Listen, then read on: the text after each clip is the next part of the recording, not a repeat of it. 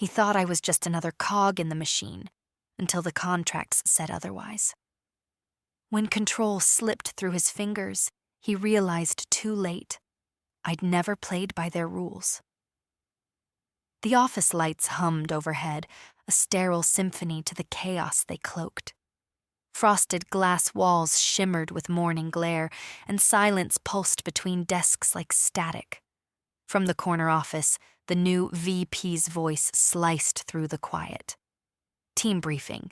10 minutes. Bring your numbers. I barely looked up. My laptop was open, a neat spreadsheet glowing with figures, columns of client codes, renewal dates, and payment terms. Data I knew better than the back of my hand. I didn't flinch when he barked again. I was finishing an email to a client who addressed me by name. Not the company, not a generic account rep, but me, just like every other client in that list. When I finally walked into the glass meeting room, he was already pacing. Harris, mid-40s, tailored anger wrapped in designer wool. He was the kind of man who valued power like currency, but never understood how it was actually earned. He scanned the room and stopped on me. "Emily, you're client relations, right?" I nodded once. "Independent client development." He smiled without humor. "Perfect. We're consolidating all accounts under the corporate entity. No more personal contracts, starting today." A flicker passed through the room. No warning, no discussion, just a top-down order. My team looked at me. My stomach didn't twist, though. I had been ready for this moment for months. I tilted my head. "That won't be possible." Harris frowned. "Excuse me?" I held his gaze. "The client contracts are signed with me personally. I'm the contracting entity, not the company." He blinked. "That's not how it works." "It is," I replied, calm and clear. "Each agreement has me as the contracting party. Legal authority clauses built in. Client list control remains with the contracting entity, me." Silence. He laughed nervously. "Those are company clients. They belong to this business."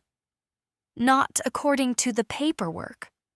And that's when I saw it, the first crack in his armor, a twitch of the jaw, a glance at the assistant beside him. Then he tried to recover. "We'll have legal reassign them. You'll transfer your rights. End of story." I smiled gently. "They're bound under personal agreement terms.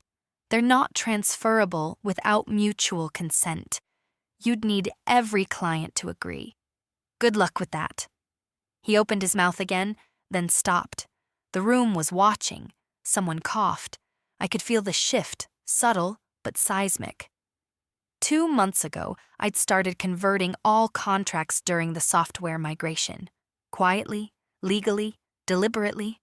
Not because I planned to leave yet, but because I refused to be erased.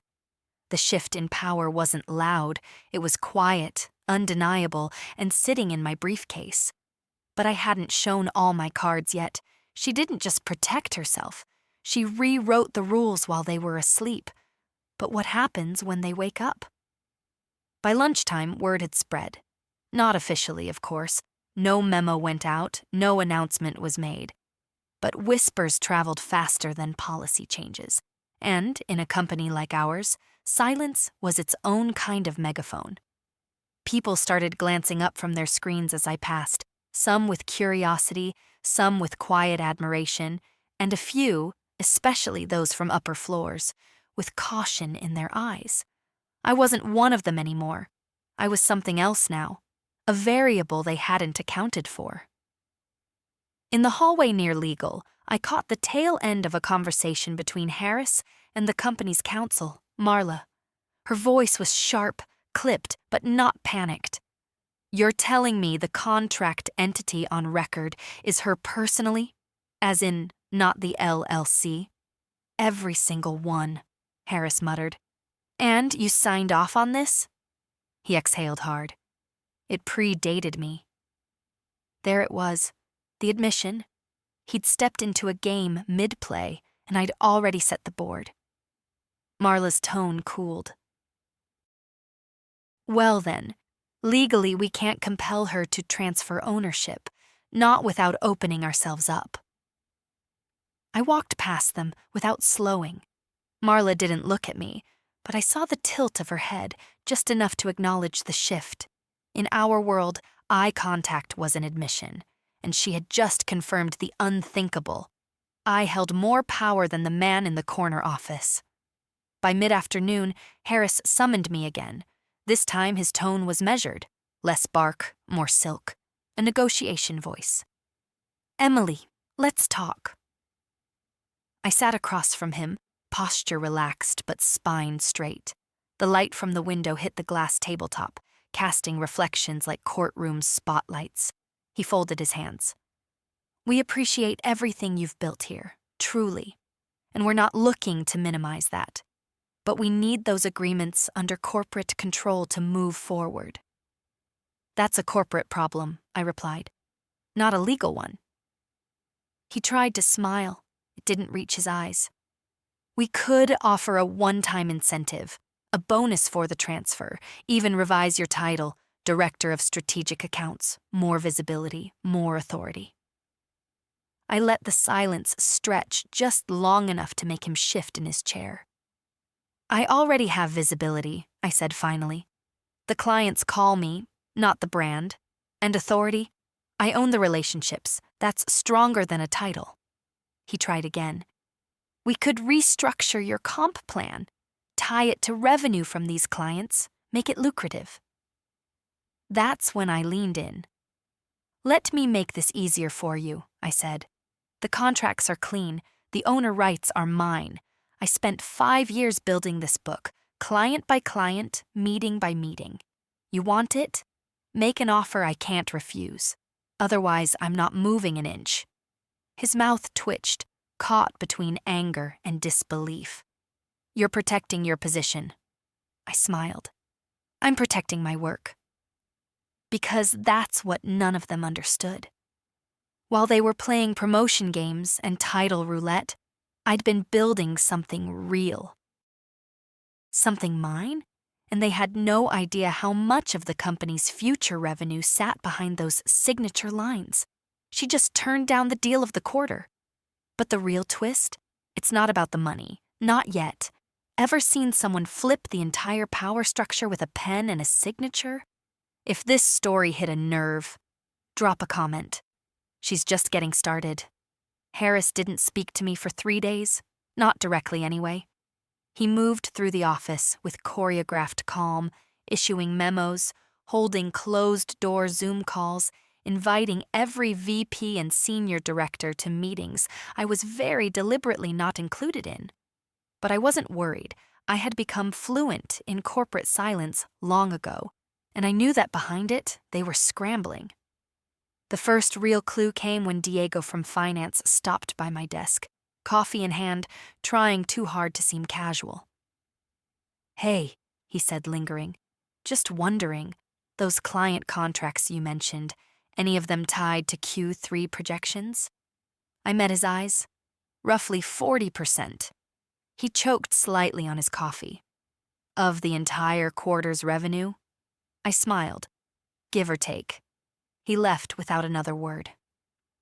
2 hours later, I got the calendar invite. Title: Strategic Partnership Alignment. Sender: CEO's Office. Attendees: me, Harris, legal, and one more name that made my pulse jump. Jonathan Vale, board liaison. I clicked accept.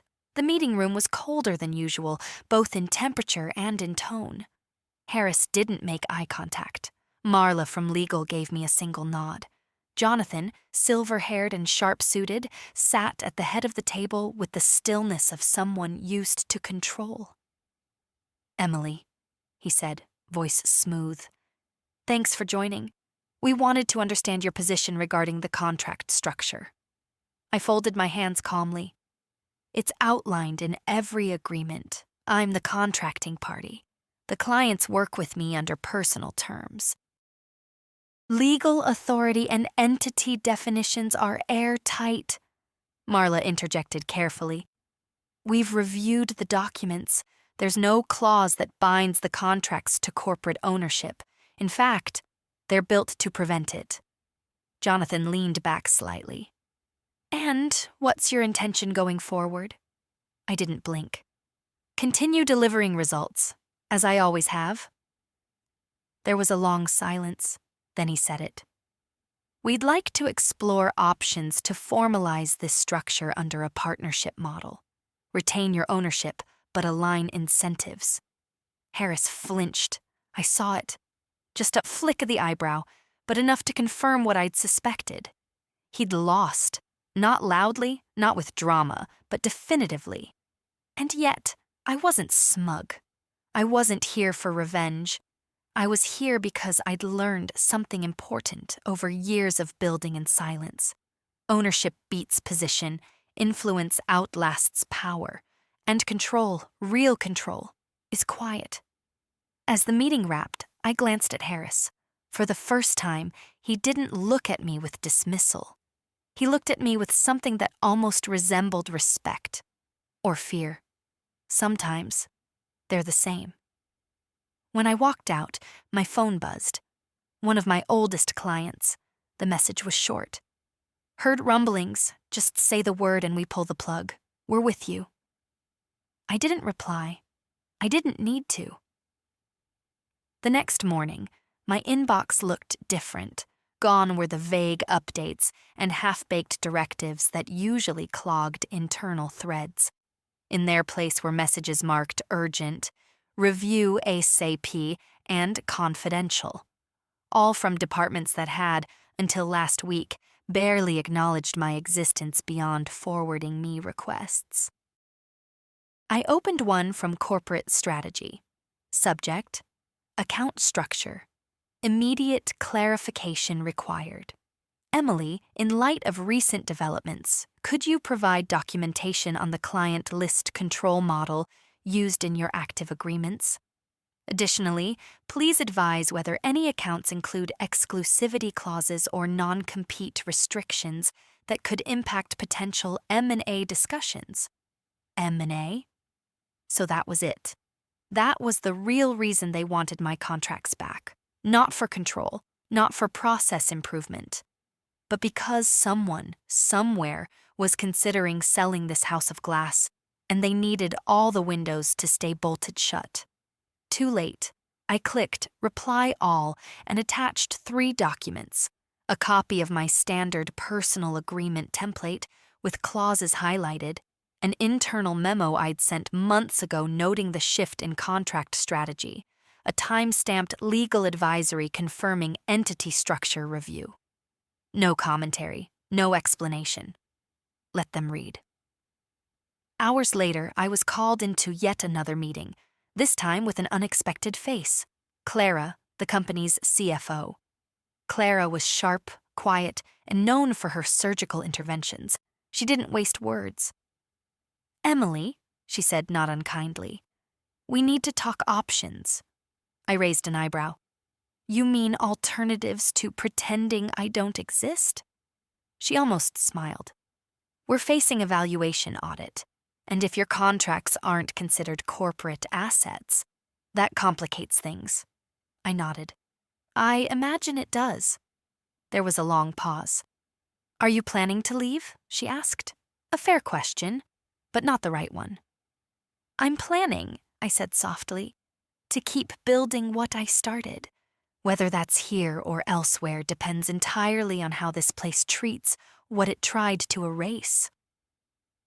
Clara looked at me like someone studying a balance sheet with one impossible figure she couldn't make disappear. "We'll be in touch," she said. I stepped out of that meeting with something stronger than leverage: clarity. They could reassign org charts, rename departments, fire VPs, but they couldn't undo what had already been written in ink and backed by law. And for the first time since Harris barked that order, I knew I didn't need to win. I'd already won. It happened quietly, just a ripple on the surface at first. A calendar update, a new folder in the shared drive labeled Account Stabilization, strategic tier. Then came the Slack message from Clara's office, requesting a brief alignment sync. I accepted, not because I needed their alignment, because I wanted to see how far they'd bend before they broke. When I entered the room, the mood had shifted. There were no sharp suits, no performance postures, just Clara, legal, and 2 board observers on Zoom. Harris wasn't there, no apology, but absence speaks. "Emily," Clara began, tone measured, "we'd like to formalize your role within a revised framework. Your contributions to revenue stability and client retention are invaluable. We're proposing a dual-track model, where your contracts remain under personal authority, but the company benefits from exclusive servicing terms." Ah, there it was, the compromise. I scanned the PDF on the table, a proposal, clean, strategic, even generous on the surface. But I knew where to look. The fine print tried to blur the contract entity. It shifted language, softened ownership into custodianship. A sleight of hand wrapped in corporate silk. I closed the folder. "No?" Clara looked up. "May I ask why?" "Because I know what happens when you let people rename what you built. First, it's alignment, then it's streamlining, then one morning, you're gone, and they're pitching your work like they invented it." Legal shifted uncomfortably. "Let me be clear," I continued. "This isn't emotional. It's not revenge. It's structure. I didn't build this book of business for them to dilute it under a PowerPoint." Clara nodded slowly. "What would you accept?" I paused, then handed over a single page I'd printed myself. One sentence, centered. "All current and future client contracts bearing the signature of Emily Ward are legally recognized as sole-owned agreements, with rights of exclusivity retained fully by the signer." Silence. "I'm willing to maintain my partnership," I added, "but not at the cost of autonomy. This isn't a request. It's a boundary." Clara looked at the page for a long time. Then softly, "You're not afraid we'll cut you out?" "No," I said. "I'm afraid you'll forget why I mattered in the first place." There it was again, that subtle shift in atmosphere, like the temperature dropping 1/2 degree. The moment when they realized the smartest person in the room wasn't the loudest. As I left, one of the Zoom attendees unmuted, voice distant but clear. "Let's make it work. We can't afford not to." They finally understood. It started with a LinkedIn post, just a photo, me, at a cafe table, laptop open, a line of sunlight cutting across a notepad. The caption was simple: "Build something they can't take from you. Then watch who pretends they helped. No company tag, no #war. Just truth served quietly." Within hours, it had over 18,000 views. Clients messaged privately. Colleagues liked it silently. And a few directors, they didn't engage at all, which told me everything. But the real shift came the next day when I received a call from a familiar number. Anna, one of our top-tier clients. "Emily," she said, "I got an email from your firm's transition team. Something about transferring our account to a new manager." I closed my eyes briefly.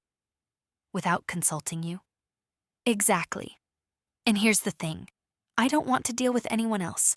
We signed with you. That's why we're here." She paused. "I'd like to amend our agreement to make that crystal clear." That sound you just imagined? That's a house of cards losing its anchor. I drafted a revised clause that afternoon. No substitution without written consent of client. Legal, watertight, friendly in tone. Non-negotiable in effect. By week's end, 12 clients had echoed the same, and I hadn't made a single phone call. The company noticed.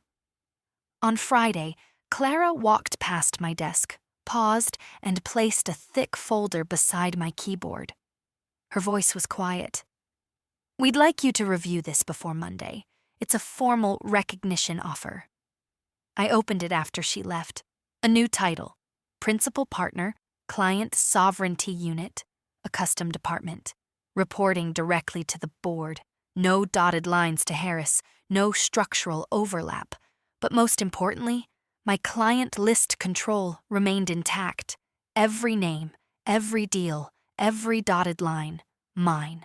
I'd taken their panic and turned it into a precedent, not just for me, but for every quiet builder watching, learning, waiting to see if it was possible. It was. Monday morning arrived with a different kind of silence, not the tense, brittle hush of a company in crisis, but the dense, anticipatory quiet that comes before a shift no one can ignore. People moved slower, conversations halted when I entered a room, emails now opened with "per your discretion" or "pending your review." Not bad for someone they used to CC as an afterthought. At 9:17 a.m., an all-hands invite landed in everyone's calendar. Subject: Structural Realignment, Executive Update. Presenter: Clara D. Special Contributor, Emily Ward. I stared at the screen. They didn't even ask.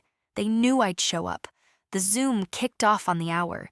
Faces populated the gallery. Teams from every region, execs, even a few board members. Harris was there, but off camera. Clara began with her usual poise. Today, we're announcing the formation of a new strategic division, Client Sovereignty, designed to protect relationship-based revenue and ensure contractual stability. She gestured toward me on screen. This structure is possible because of the foundational work led by Emily Ward, whose personal agreements and strategic foresight have reshaped how we define client ownership. It was quiet for a beat. Then, applause. Muted at first, then swelling as mics flicked on. I blinked, not because I needed their approval, but because for once the room recognized what it had previously ignored. When Clara handed it off to me, I didn't give a corporate speech. I spoke plainly.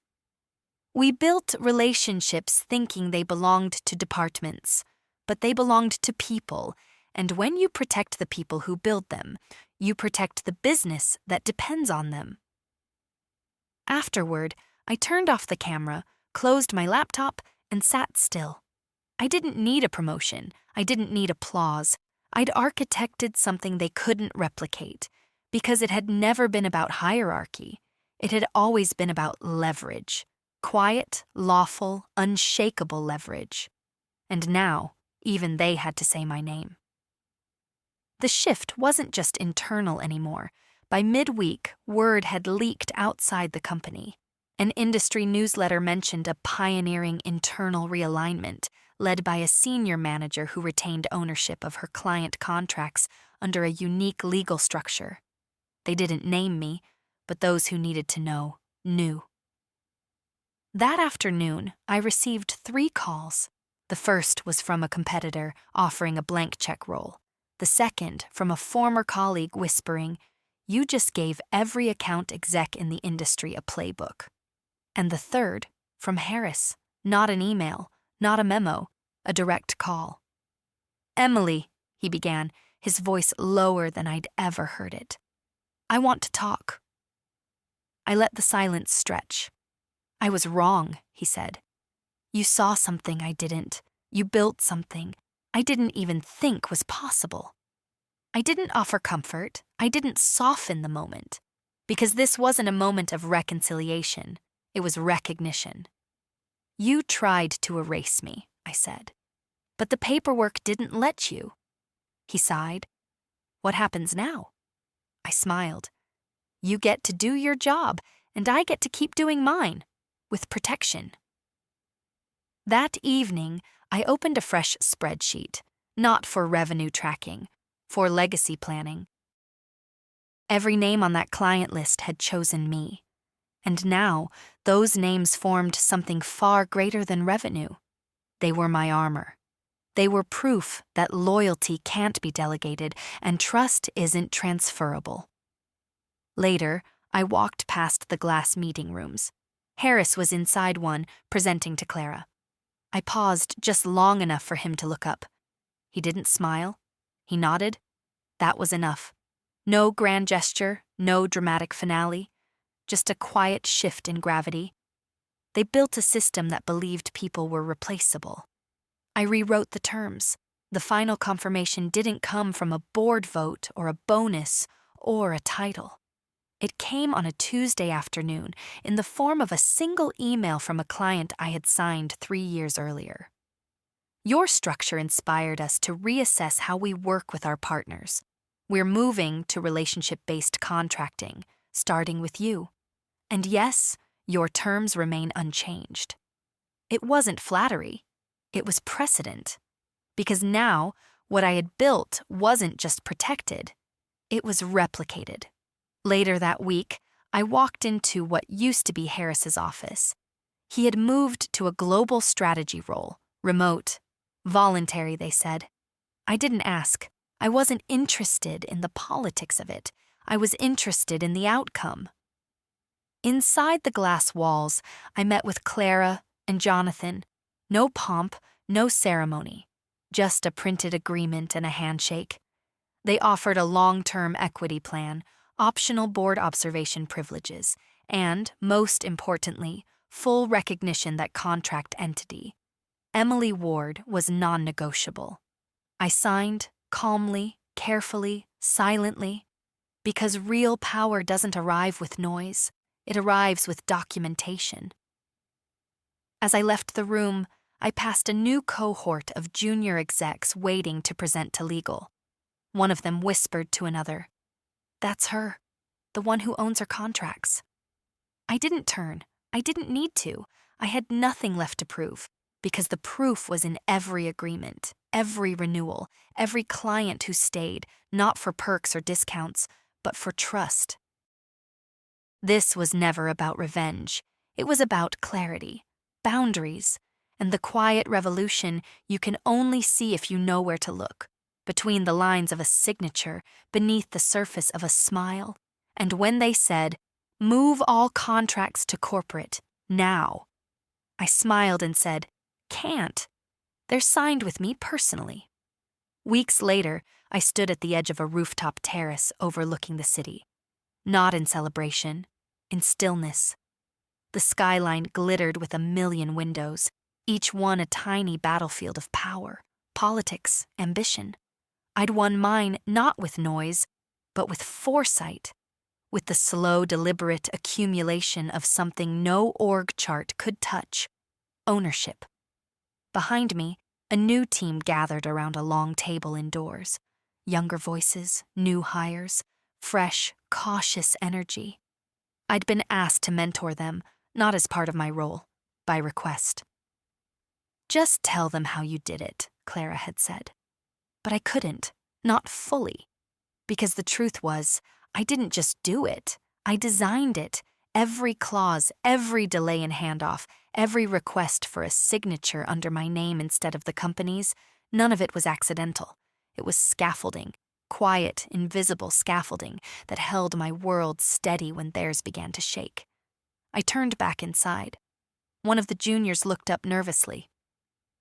"So, how did you know to start signing personally?" I sat down, calmly.